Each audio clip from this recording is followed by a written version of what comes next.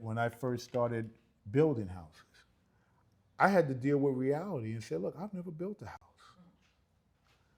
I've rehabbed 100 houses, but that doesn't qualify me to build a house. And the bank figured the same thing. They said, how many houses have you built? I said, none.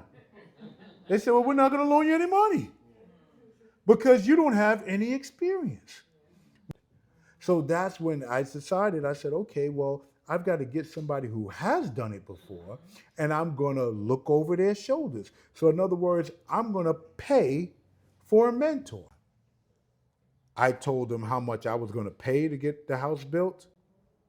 He told me I was a fool because he could build it himself for, let's say, 3/4 of that price. So the other quarter I was just giving away. And what a fool I was.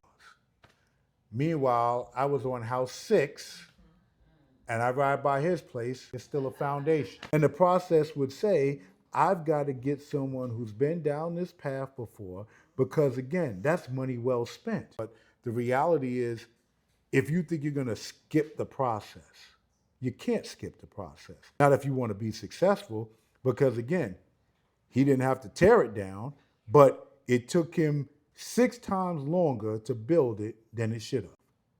And just like we hear the saying all the time is money. So by the time I'm on number 6 and you're just barely finishing number 1, I don't think you won.